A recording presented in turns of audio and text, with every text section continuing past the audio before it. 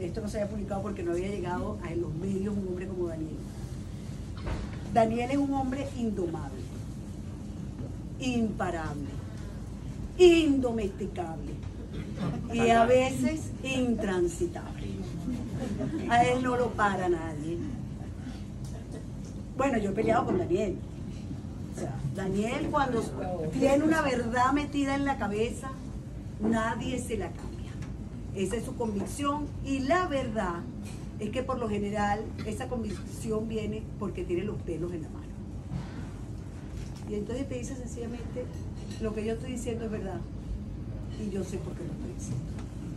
Entonces él es un apasionado, la verdad, en defender su verdad, y es un apasionado igual en combatir la mentira.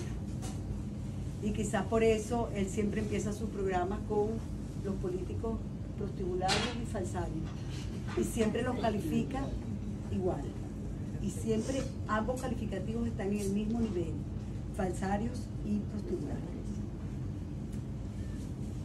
Yo me siento no solamente hoy agradecida porque él me haya invitado a que yo lo presentara, sino porque todos los jueves nos encontramos por internet y pasamos revistas al quehacer nacional e internacional, y yo me asombro cada jueves de la memoria de elefante que tiene este hombre.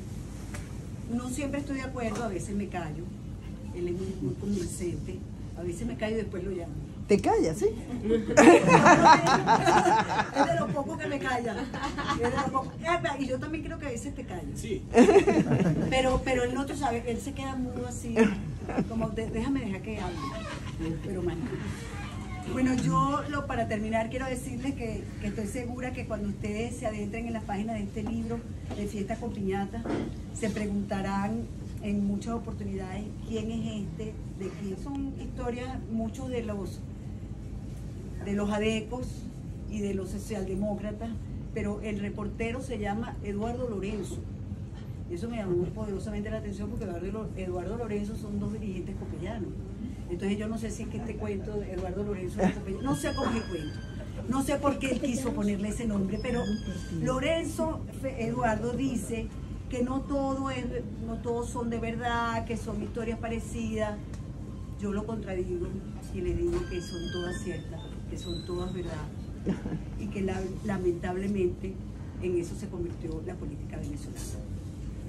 Solo Daniel Lara Farías podía escribir un libro como este, y por eso yo celebro que estemos todos aquí reunidos en la presentación de Fiesta con Piñata.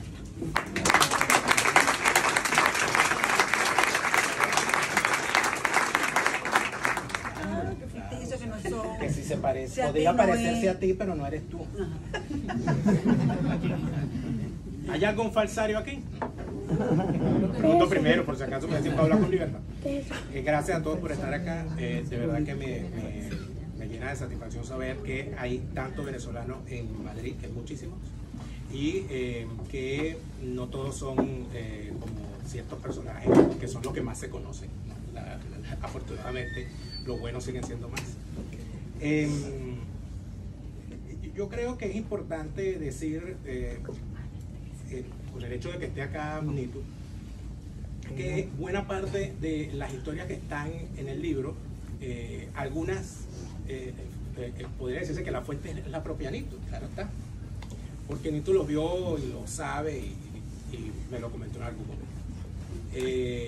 En efecto, el orgullo socialcristiano de Nito la lleva a aseverar que Eduardo Lorenzo, que es el personaje ficticio que narra la historia, se llama Eduardo Lorenzo por Eduardo Fernández y Lorenzo Fernández, que son todos escopellanos, dos dirigentes copellanos, por supuesto derrotados, y que por esa razón, pero en realidad ambos. Por el mismo hombre. Pero acuérdate que yo soy hija de Luis Herrera que ganó. Es verdad, pero a los dos los derrotó Carlos Andrés Pérez. Es verdad. Que pasado mañana se cumple un año más de la muerte de Carlos Andrés Pérez y mañana se cumple un año más de la muerte de Caldera. Bueno, con un año de diferencia. Pero en realidad se trata de Eduardo Lorenzo, porque es Eduardo Farías y Lorenzo Lara, que son mis abuelos. Es verdad. Entonces por eso, pero te confundiste. Pues, sí, ¿verdad? Sí. Gracias a Dios. Creo que es mentira. Bueno, Yo quiero hablar poco, pero la gran mayoría de la gente, yo sé que este libro es un libro fundamentalmente para gente que quiere informarse, para gente que quiere saber de qué se trata. Gente que ya leyó el libro mucho o que ya les contaron. Y entonces hay una de las cosas fundamentales que tiene el libro, que es en efecto la portada del libro. Y entonces aquí vale la pena contar una historia, que por supuesto varias, ¿no? Relacionada con la foto. Cuando en el año 2013 yo arranqué una guerra personal contra Henry Ramos Alú, salieron debajo de las piedras, de sus sepulcros, de sus catacumbas, todos los enemigos que Henry Ramos Alú ha logrado construir con mucho tesón y esfuerzo a lo largo de los 150 años de vida que tiene. Y entonces ocurría siempre lo mismo. Me llamaba algún amigo que me decía, mira, me llamo fulano, y él quiere hablar contigo porque necesita contarte unas cosas. Y así estamos hablando que buena parte de esas cosas están en ese libro narradas, o por lo menos de algún personaje que se parece mucho. ¿Cuál es el problema? Que en determinado momento una persona, que no sé quién es, a través de una cuenta anónima en Twitter, me envió una foto, que es esta foto que está acá. Yo la voy a pasar. ¿Qué es eso? Una foto. ¿De quién? Eso es lo que vamos a ver. Va pasando, lo van viendo. Se parece al doctor. Esa foto, que tiene de particular? Que a mí me mandan esa foto por un mensaje privado de Twitter. Y me la mandaron ya.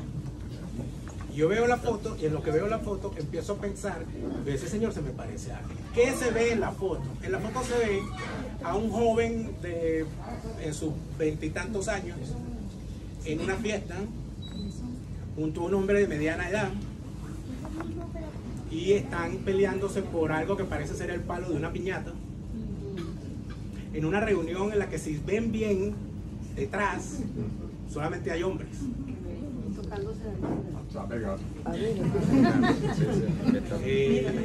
Puros hombres. Mi hermano Javier Lara, el profesor Javier Lara, que anda por allí, cuando vio la foto fue el que dijo, eso es una fiesta puro palo. ¿Qué ocurre? Yo guardé esa foto y yo andaba, cada vez que me llamaba alguno de los enemigos del personaje, yo llegaba y le mostraba la foto. Yo decía, mira, tú esta foto. Yo recuerdo la cara que puso Rafael Marín, Ran, cuando él vio la foto. Eso fue en una reunión, por cierto, en medio de una conspiración, que uno de los que la encabezaba, por supuesto, era él, y el otro era un personaje conocido en las redes sociales como el Bocho del WhatsApp, que ahí fue donde yo lo conocí, y que cuando entré a esa casa donde se estaban haciendo, bueno, la conjura, yo recuerdo que el Bocho del WhatsApp abrió la puerta y dijo estas palabras: Adeco que conspira es un Adeco feliz. Bienvenido a la casa de la felicidad. Cuando Rafael Marín vio la foto, Rafael Marín se quedó callado, se me quedó viendo y me dijo, ¿de dónde sacaste esta foto? ¿Qué problema? Bueno, el hecho es que en la foto, el joven que ven en la foto, es el joven Henry Ramos Alú, debe tener cerca de más de 21 años, pues si le ven bien en la mano, tiene ya el anillo de graduación de abogado. Toda esta investigación se hizo. ¿Quién es el hombre con el cual está intentando quitarle el palo de la piñata? No sabemos. No sabemos. Bueno, dices tú. No lo sé. En estos días, en la presentación en Barcelona, una persona muy amiga me dijo, yo sí sé quién es, pero se me olvidó. Tengo que preguntarle a la persona que me echó el cuento. Pero Nicolás. El asunto es que cuando se está en la confección del libro y llegamos al nombre que era Fiesta con Piñata, y se da la explicación de por qué es una fiesta con piñata, y la politiquería venezolana es una fiesta con piñata porque yo no sé si fue Vladimir Petit, yo no sé quién fue, pero hubo alguien de la política, y Vladimir es uno de los sospechosos, pero no me acuerdo, y cuando me acuerdo tendré que darle ¿cómo se llama? El crédito, que dijo que en Venezuela la política, a partir del ascenso de la generación política de esto, Capriles, Leopoldo, no, ese se convirtió en una fiesta con piñata, porque los políticos en Venezuela van a la política, entran a la política como los niños cuando van para una fiesta con piñata con la mamá, y la mamá está atrás aupando al niño para que agarre más caramelo, y se niega a agarrar caramelo, y la mamá se cae a golpe para darle caramelo al niño. Entonces así, en eso se convirtió, y por eso se puso el nombre. Y cuando se confecciona el nombre, yo me acordé de la foto y salí a buscar la foto y no sabía dónde estaba, la conseguí. Se la presentó al diseñador, que es Darwin Leal, y Darwin ve la foto y bueno, pasó 3 días ebrio, y después cuando se recuperó dijo, no, esa foto tiene que ser la portada del libro. Y en efecto, cuando ya estaba pensándose en hacer la portada del libro, una persona especialista en la materia me dijo, no puede usar esa foto en la portada del libro, ni siquiera la puede poner en el libro, porque la foto no ha sido publicada en la prensa, porque no tienes el permiso del fotógrafo, y una de las personas que está allí, por lo menos una de las personas está viva, por lo tanto puedes poner el libro que te lo tumbe. Eso, ¿qué terminó ocurriendo? Que a Darwin se le ocurrió, en efecto, recrear la foto en la portada, y por eso es que ven ustedes a un zorro joven, que después envejeció, y él se le ocurrió poner al burro con el palo de la piñata y unos cochinitos atrás y todo aquello. El objetivo que se buscaba desde el principio, cuando nosotros arrancamos, entre otras personas yo, arrancamos todo aquello que intentamos hacer contra Henry Ramos Alú, era sencillo y no era tan profundo políticamente. Nuestro objetivo era que Henry se muriera de una rechera leyenda. Sobre todo en Twitter, que se muriera con el teléfono de la mano. No lo hemos logrado aún. No, pero hay tiempo. Ya le llegó. Pero en todo caso, el libro, por supuesto que es, después que se hace, después que se confecciona, es el primero de 3, van a ser 3 libros que van a configurar toda una historia. El segundo se publica el año que viene y el tercero en el 2024, cuando ya María Corina sea presidenta, ¿no? No, lo que pasa es que tú estás hablando y aquí mi gallega me dice, yo puedo echarle unos cuentitos también. Yo sé, ya te voy a arrancar. Amigos, yo les agradezco muchísimo por haber venido, y quisiera, porque sé que es lo que ha pasado en todas las presentaciones, que la gente normalmente lo que quiere es preguntar, comprar el libro, que se lo firmen, tomarnos la foto, todo eso lo vamos a hacer acá, y por eso yo voy a hablar poco. Vamos a permitir, ¿cuántas preguntas? 5. 5 preguntas. 5 preguntas. Por persona. Bueno, pues Esa como pregunta estamos estuvo en buena. Navidad, puedo dar Adelante, sin miedo. sin miedo, pues estamos en familia. Allá, dígame, amigo. Bueno, primero felicitarte Gracias. por tu trabajo, que estoy seguro que es extraordinario. Y el segundo, preguntarte qué piensas tú en los próximos 12 meses puede ocurrir en Venezuela. Bueno, los próximos 12 meses es como mucho. Sin embargo, yo... Más corto, un año. Sí, si el año pasado me hubiesen preguntado lo mismo en esta fecha, yo no me hubiese imaginado el año pasado por esta fecha que Juan Guaidó iba a tener un final tan infame como el que acaba de tener. Por supuesto, yo sí me lo imaginaba, pero yo creo que en los peores presagios que hicimos las personas que analizábamos ese gobierno interino desde que arrancó, yo sinceramente no me imaginé que el final iba a ser tan ¿Decepcionante? sí, decepcionante. Gracias, Nicolás. Y quizás, además de eso, termina siendo algo como perfectamente explicable. O sea, cuando uno ve lo que pasó con Juan Guaidó, se explica perfectamente por qué ese libro se llama como se llama. Y de hecho, ahí está, en el libro está la descripción de qué buscaba, porque así hay que entenderlo. La politiquería venezolana actúa en clanes, ¿no? Entonces hay clanes y de vez en cuando se cambia de clan. Guaidó nunca tuvo un clan. Guaidó siempre estuvo prestado en varios clanes. El gran clan, ni siquiera en el de Leopoldo, porque Juan Guaidó llegó al entorno de Leopoldo López gracias al que era su verdadero mentor, que era Roberto Smith. Porque él era uno de los mentores de Roberto Smith, y cuando Leopoldo inscribe su partido, Voluntad Popular, le ocurrió que cuando va a inscribirlo, alguien había registrado el nombre primero. O sea, Leopoldo lo tenían infiltrado, y cuando fue a registrar el nombre de Voluntad Popular, el nombre estaba registrado. Luego se supo que quien lo mandó a registrar fue Juan Pablo Guanipa, o Tomás Guanipa, mandó a la secretaria y inscribieron el nombre. Ante esa situación, no podían poner las siglas BP. Entonces se inventaron ponerle Voluntad Popular Activistas, le pusieron BPA. Okay. Hasta que apareció un viejo amigo de Mamá Leopoldo, en esa fiesta con piñata, que es Roberto Smith.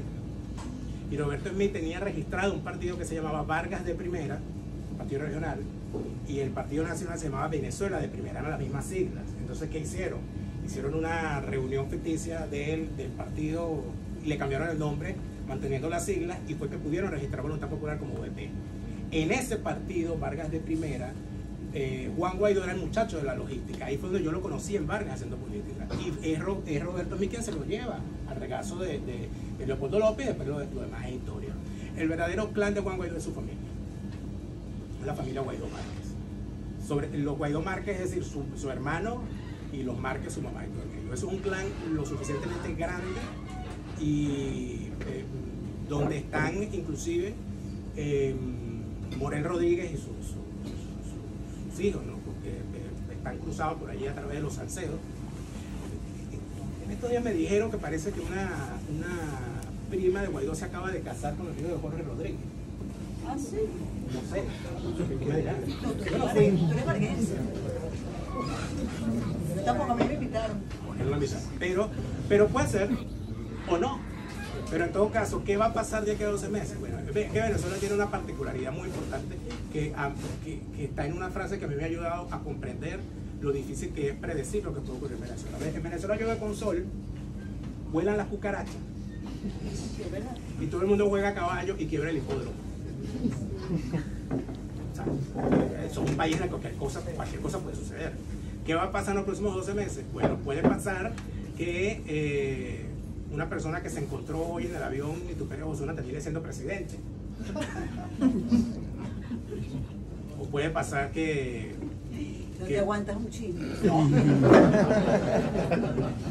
O inclusive puede ocurrir algo que hay estas personas conspiranoicas, tal, que siempre ven más allá de lo posible, en el padre del augurio y los tontos. Y me dijo, ¿tú te imaginas que cuando menos nos demos cuenta reaparezca Chávez? Que todo haya sido mentira y que Chávez esté vivo, que el tipo aparezca con el micrófono, ¿vale? Gracias. Vale. A ver qué tal. Gracias, Ángel, pero no No soy. suena. Aló. Ahora sí. Ay, están aplaudiendo allá atrás, qué emoción. Tenemos que repetir todo. Bueno, ¿qué termina ocurriendo en los próximos 12 meses? No sé. Esa es la respuesta. Todo o nada. Pero en todo caso, lo importante ahorita es qué está ocurriendo ahorita. Y lo que está ocurriendo ahorita en Venezuela es algo que a mí me lo comentó un descendiente, esto lo he dicho varias veces porque me parece que es importante, me lo dijo el descendiente de un expresidente venezolano, mi nieto, o sea, que está en el exilio también. Me dijo, mira, la Venezuela en la que nosotros vivimos, que ya no existe en Venezuela, porque en Venezuela hay otra cosa, esa Venezuela sigue existiendo. Esa Venezuela está donde estamos nosotros. Si hay 8 millones de venezolanos fuera de Venezuela, esa Venezuela está por allí. Aquí todo el mundo va a comer hallaca mañana. Aquí la gente viene a comer pan de jamón. Camina por Madrid, te consigue pequeños en todas partes. Y churros. Te consigues un restaurante como este en cualquier parte, ya no solamente de los Estados Unidos y de España, sino de toda Europa. Lo que quiere decir que sí hay una Venezuela allí todavía. Hay todavía. Esa Venezuela existe. Quiere decir que va a quedar esa Venezuela, aquella Venezuela, va a quedar en manos de los que estamos afuera, va a quedar en manos de nosotros que los niños lo sepan, la conozcan, porque en Venezuela probablemente hay otra realidad completamente distinta. Gracias, amigo. ¿Alguna otra pregunta? Dígame. Hay dos más. Hola, Daniel. Hola. Gracias. Antes que nada, felicitarte. Gracias. En general. Segundo, tomando en cuenta que todos, como venezolanos, buscamos casi un clavo al viento para cargarnos, buscando esperanza. Tú que has visto todo esto y que incluso sabiendo ponerle buenas etiquetas, has llegado a la etiqueta de los dinosaurios bebés y los grandes dinosaurios. ¿Tú crees que viendo todo eso aún tenemos en un futuro próximo donde ves una posibilidad de que cambie y no se siga repitiendo tanto de lo que ahí se refleja? Sí, claro. Si hay unos dinosaurios bebés y hay unos dinosaurios viejos, la esperanza está puesta con toda nuestra fuerza en el meteorito.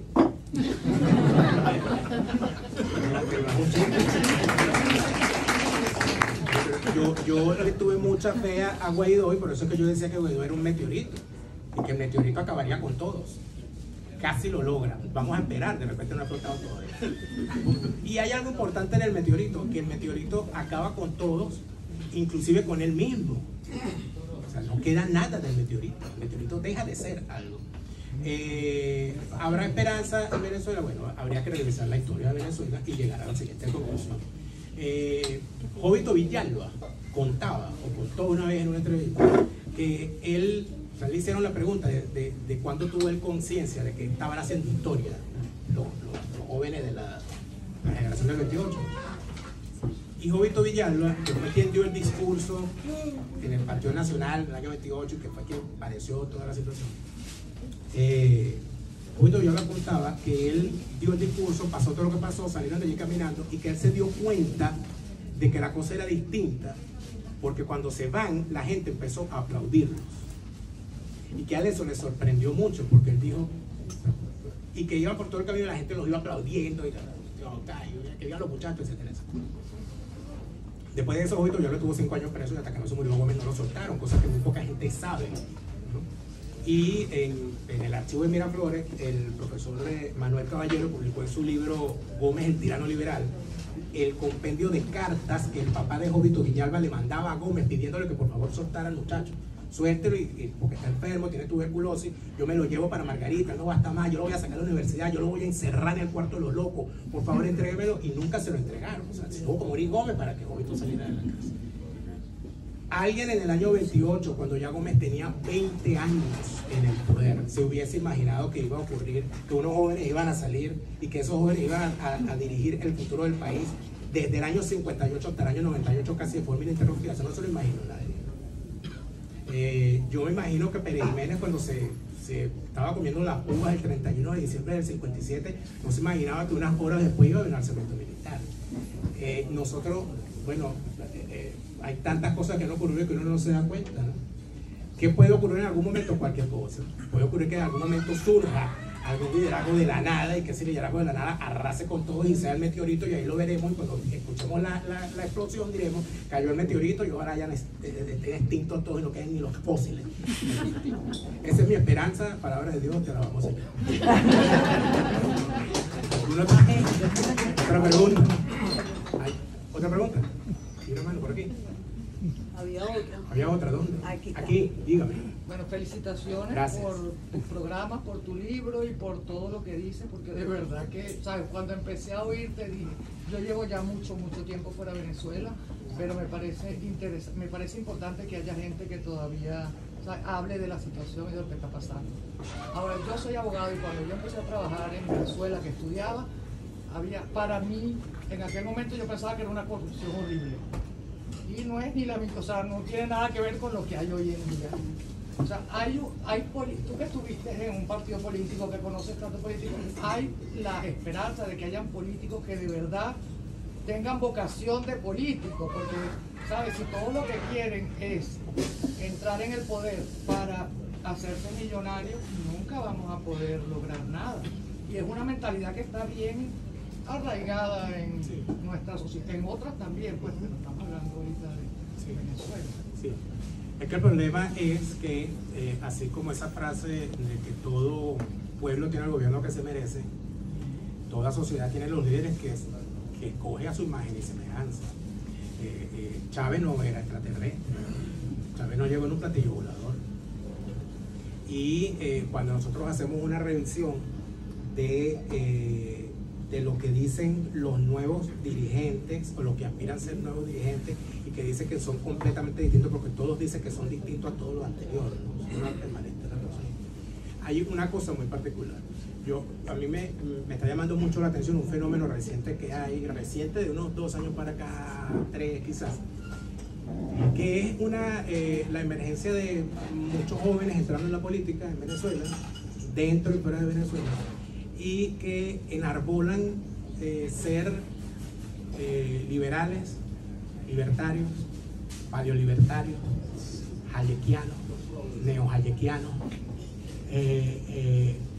de derecha, de ultraderecha, extrema derecha, que a mi derecha no hay más nada que yo, ese tipo de cosas. Es un fenómeno bien llamativo.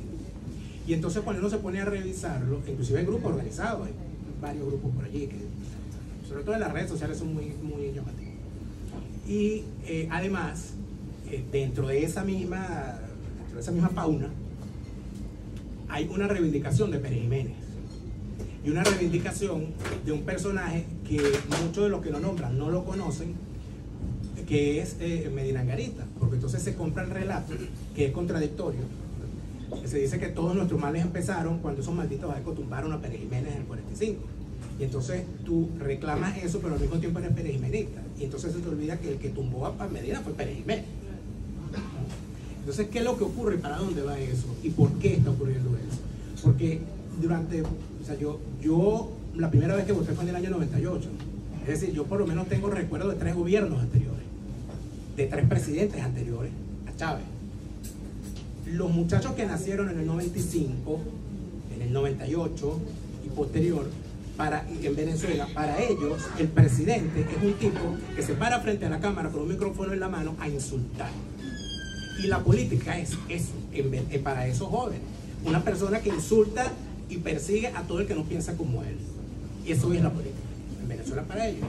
Y además les dicen que ellos son de izquierda, que ellos son socialistas, y el color rojo, y reivindican. Entonces una cuestión, una barbaridad de estupideces de todo lo que se ha inventado la izquierda, y te lo ponen todo en la misma pared, y entonces te mezclan a Carlos Marx con Bolívar, es una cosa contra natura ahí que uno dice, okay. Si un joven con conciencia política está en contra del chavismo y ve que el chavismo dice que es de izquierda y yo odio al chavismo, entonces yo soy todo lo contrario. ¿Qué es lo contrario? Está a la derecha, bueno, yo soy de derecha. ¿Qué es lo contrario? No, fascismo, yo soy fascista, no importa, o sea, yo cualquier cosa menos eso. ¿Y eso a dónde termina? Desde el punto de vista, resulta ser que desde una leve revisión de la historia de Venezuela, que han hecho tantos historiadores, te deja perfectamente claro que nosotros tenemos un problema con la relación entre la sociedad civil y la casta militar. La sociedad venezolana, desde 1830 por lo menos, decidió que ante el miedo y ante los riesgos del caos, que un tipo con armas nos defienda. Ese tipo con armas en ese entonces fue Páez, y de ahí para adelante fue rotando y te encontrabas con distintos nombres, desde Guzmán Blanco hasta Gómez. ¿Y qué fue Chávez si no eso?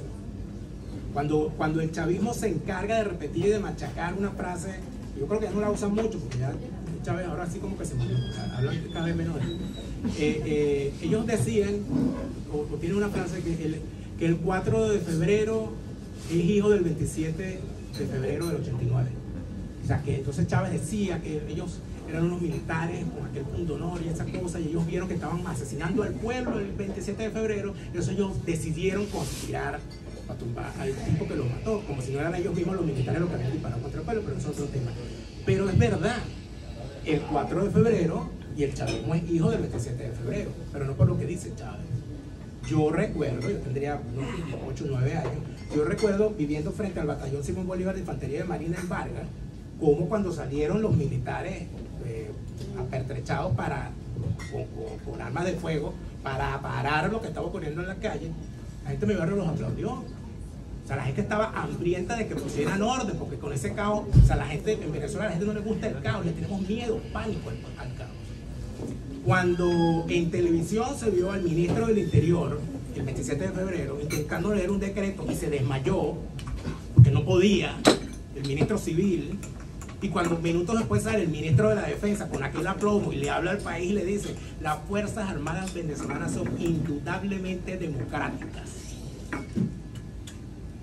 ¿Qué ocurrió con ese ministro? Italo del Valle Alegro se convirtió en presidenciable durante 2 años. Hasta que le pasó por al lado Eduardo Fernández, lo tocó, y Eduardo Fernández al que toca. En verdad. Entonces, ¿qué termina ocurriendo con todo esto? Que queríamos un militar, que queríamos una mano dura, que queríamos que viniera un tipo y pusiera orden, porque hasta cuando este bochinche, por supuesto, eso se convirtió en toda una serie de cosas que terminaron con Chávez en el poder. ¿Qué decía estos muchachos díscolos que armaron ese movimiento en el 2014 llamado La Salida? Leopoldo López Mendoza y María Corina Machado Parinca. Pero ella era, ¿no? Ella era. ¿Qué decía? Y el muchacho de los nuevos tiempos le que los militares se pongan del lado correcto de la historia. ¿Cuál será el lado correcto de la historia? Yo todavía no lo sé. Yo espero que el historiador Leopoldo López escriba ese libro algún día y nos explique. Pero, ¿qué estaban haciendo? Lo mismo que los venezolanos en 1830, lo mismo que los venezolanos en 1908, lo mismo que los venezolanos en 58. Que los militares intervengan, porque los civiles somos incapaces en Venezuela de resolver nuestros problemas políticos. Y tenemos que tener un árbitro militar que los resuelva. Cuando tú revisas, para terminar, te cuento, lo que dicen los muchachos, que se dicen de derecha, ultraderecha, libertarios, hayekianos, ultraconservadores, todas esas cosas que dicen, hablan de los militares como necesidad de que pongan orden. Entonces estamos dando vueltas sobre lo mismo. Estamos reivindicando exactamente lo mismo, porque el que le pide a los militares que se pongan del lado correcto de la historia, yo no creo que los estén llamando a que den clase de historia en los liceos. Yo creo que les están pidiendo otra cosa. Entonces, hay alguien que quiera, hay alguien que pueda, hay alguien que de verdad sea genuinamente político. Mira, yo prefiero no nombrar a nadie, porque el último en el que pensé se murió a las 2 semanas. Que fue, y lo puedo nombrar porque literalmente falleció, y era una persona extraordinaria, y yo viendo que lo que estaba ocurriendo era que había esa gran cantidad de gente joven pensando de esa manera y de ese lado, y llamándose libertario, derecha, todo aquello, la única persona que pudiese unificar a toda esa gente, porque tenía la autoridad para hacerlo, es Vasco da Costa, que acababa de salir de la cárcel, además luego de haber sido el hombre que más, creo que es el hombre que más veces, más años acumulados estuvo preso con Chávez y con Maduro. Y hablé con Vasco y le pregunté, no le dije esto, sino le pregunté si él tenía pensado salir de Venezuela en algún momento, que pudiésemos hablar. Y a las 2 semanas Vasco murió. Y lamentablemente nunca pude. Entonces, como de repente es mi culpa, ¿no? De repente es que yo soy pavoso. Entonces, yo prefiero no nombrar a nadie, porque normalmente cuando yo confío en algún político venezolano, siempre ese político tiene la bondad y la virtud de llevarme la contraria con su acto.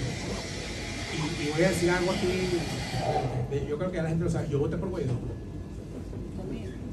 tú no. Ah, no, yo no, ¿verdad? Yo sí, porque yo soy de Vargas. O sea, yo tengo ese papel de pendejo ahí para costillar. No solamente eso, sino que de toda la lista de candidatos, es peor, Nito, ¿cómo lo recuerdo? De toda la lista de candidatos de la oposición, como yo estuve en contra de cómo se confeccionó la lista, yo dije públicamente, lo decía todos los días en el programa, no voy a votar por ninguno, solamente por Guaidó.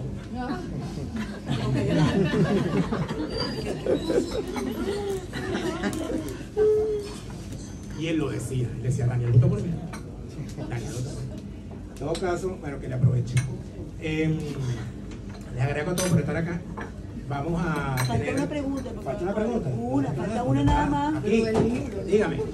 A ver, ¿qué opinas de, porque esto es algo que me afecta a mí personalmente y creo que afecta a muchos venezolanos que estamos ahorita en el extranjero, de los rumores que hay por ahí de que se puede regresar uno a Venezuela porque la situación en Venezuela ha cambiado y que todo se arregló?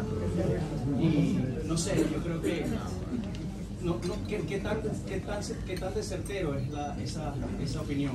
Yo creo que el que se crea ese cuento, ojo, hay gente que quiere ir a Venezuela y que más que querer necesita ir a Venezuela por razones familiares, etcétera. Hay gente que ya está asentada legalmente y tiene la posibilidad de hacerlo. Hay gente del común que no tiene ninguna persecución encima y por lo tanto yo no veo eso. O sea, yo no le quito el habla a una persona por esa razón, porque vaya a Venezuela. Pero eso es una razón. Ahora, el que crea el cuento de que Venezuela se arregló y como se arregló yo regreso, yo siempre le recomiendo lo mismo. Regrésate caminando por el Darién. Porque si tú te regresas caminando a Venezuela por el Darién, o sea, en el sentido contrario, los que están saliendo te van a demostrar que no se arregló. De repente se devuelve, ¿no? Viste camino. Sí, no. Entonces, es difícil. Lo que pasa es que eso es una campaña bien fuerte. Y es una campaña además que tiene una gran colaboración. A ti te dicen que Venezuela se arregló, luego te das cuenta de que empiezan a recibir a Maduro en todas partes. Luego te das cuenta de que empieza a ir gente a Venezuela a mostrarse. Luego empiezas a ver unas inauguraciones de cosas y lo ves en las redes. Y luego empiezas a ver que de repente más nadie habla de Guaidó. De que los famosos, una cosa que a mí me machacaban cada vez que uno decía que reconoce Guaidó. A él lo reconocen 67 países. ¿Dónde estarán los 67 países? No sabemos. Yo creo que por lo menos hay 2 menos ya, creo yo. Entonces eso, la gente entonces empieza a sumar, y hay una cosa terrible. Mira, Radio Caracas Radio, emisora en la que estoy, por cumplir 10 años al aire, fue sacada del aire en señal abierta el 30 de abril del año 2019. Y nos sacaron del aire en señal abierta por cometer el delito de entrevistar a Guaidó en vivo el día que Guaidó salió a gritar frente a un cuartel para que los militares se pusieran del lado correcto de la historia, que supuestamente era el lado donde estaba él. Y esa situación a mí me parece llamativa por 2 razones. Número 1, la única emisora que en Venezuela, el único medio de comunicación radioeléctrico que el 30 de abril, desde la primera hora, estaba transmitiendo lo que estaba ocurriendo allí. No estoy hablando de los medios que estaban en Miami ni de los que estaban fuera, no. En Venezuela, quien estaba transmitiendo en vivo era Radio Caracas, y no porque quisiéramos ni porque supiéramos, sino porque empieza a las 5 de la mañana Pedro García Otero con su programa de los titulares. Y Pedro García Otero llega a la emisora y está prendido ese mere que tenga, y él empieza a transmitir. La otra persona que estaba despierta era yo, pero no porque yo me parase tan temprano, sino porque yo estaba aquí en otro horario, y aquí ya era mediodía. Yo me comunico con la emisora y me pongo inmediatamente a trabajar con ellos, y ocurre una cosa particular. Se logra entrevistar a una diputada que estaba allí, que era Mariela Magallanes. Y Mariela Magallanes está narrando lo que tú quieres notar, y Pedro García Otero, con un extraordinario sentido de la noticia, le dice: diputada, el presidente interino Guaidó se encuentra allí, si usted lo tiene cerca, ¿sí?, nos lo podría pasar, por favor, para que le hable a la gente, para que diga lo que está ocurriendo. Y se escucha cuando ella va: el presidente, mire, que Radio Caracas, Pedro García Otero. No se escuchó más nada. Y la diputada dice: es que él ahorita no puede. La única emisora que estaban escuchando a esa hora en Venezuela era Radio Caracas. Como un golpista, que eso es un golpe, ¿no?, le dan el micrófono abierto de la única emisora que se está escuchando en toda Venezuela, porque las emisoras de Miami no la estaban viendo la gente, porque tenía que usar internet, y tumbaron el internet. La única emisora, el único canal que él tenía abierto era Radio Caracas, y el tipo se negó a hablar. A mí me llama, o sea, me escribe muy molesto Jaime Nestares, me dice: el tipo no quiere hablar en la emisora. Y empezamos entonces a buscar, a llamar. Uno dice: mira, ¿por qué él no quiere hablar en la emisora? O sea, estamos transmitiendo en vivo. Pasaron 5 horas. A las 12 del mediodía fue que el tipo atendió el teléfono. Lo entrevistó María Alejandra Trujillo, por supuesto, porque ya había caído todo.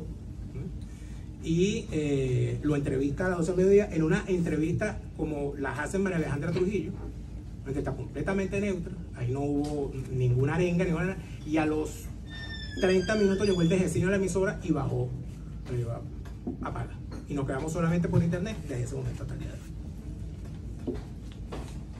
Todavía hoy yo recibo mensajes por las redes sociales de jóvenes o de hijos que me escriben: mira, que mi mamá o mi abuela, que vive en Venezuela, no ha podido más nunca escuchar el programa, la emisora. ¿Qué pasó? Porque ella no, o sea, que debe ser que no se está escuchando, se cayó la antena. Ninguna emisora de Venezuela, hasta el día de hoy, ha informado que Radio Caracas ya no está al aire. Unión Radio, eso, nadie, ninguno. O sea, la gente, o sea, nunca, esa noticia no existió en Venezuela. Cuando tú ves algo como eso, y cuando tú te preguntas si Venezuela se arregló o no, yo preguntaría, ¿no sería una extraordinaria señal de que todo acabó? Porque para mí, que Venezuela se arregle es que todo se acabó, ¿verdad? La señal sería que la gente vaya a prender la televisión y RCTV al aire. La señal sería que la gente prende la radio y esté Radio Caracas. La señal sería que uno puede escuchar a quien uno le dé la gana en ese país, que uno pueda leer el periódico que uno le da la gana y que uno pueda ver opinión libre en los medios, y eso no existe. Entonces, ¿qué fue lo que se arregló? Mira, no lo sé, pero esto te lo digo porque el hecho de que 2 años después las otras emisoras no hayan dicho que la emisora que está por cumplir, dentro de 2 años cumple 100 años, la emisora más antigua de Venezuela, no hayan dicho que esa emisora la sacaron del aire para hacer una entrevista, te da una idea de qué es lo que recibe el venezolano promedio en información dentro de Venezuela. Por eso es que yo no me puedo quejar de que uno le reclame, digo, pero tú lo único que haces es meterte con la oposición. Tú lo que haces es criticar. ¿Por qué no te vienes para acá? ¿Qué propones? ¿Y tú qué propones? Y yo a esa pregunta, ¿y tú qué propones? Yo siempre respondo lo mismo. Yo tengo 10 años haciendo un programa diario. O sea, yo podría más bien preguntar, ¿qué es lo que propones tú? Yo tengo 10 años proponiendo. A que nadie me pare otra cosa, pero entonces, desde ese punto de vista, yo creo que esa comprensión de qué es lo que sale, ¿no? ¿Qué es lo que sale de Venezuela? Yo lo que sale de Venezuela en redes sociales y en medios que están allá, todo lo asumo como propaganda de guerra. Todo lo asumo como mentira. Porque yo veo unas inauguraciones, veo una serie de cosas, y luego hablo con mi mamá haciendo de tripas corazón para no decirme que tiene 12 horas sin luz y que tiene 2 semanas sin agua. Entonces, o sea, hay una disociación ahí entre 20 minutos de carácter. 20 minutos de carácter. ¿Okay? Entonces, no se arregla. Creo que el próximo libro se debe llamar así, no se arregla. Gracias a todos por haber venido. Vamos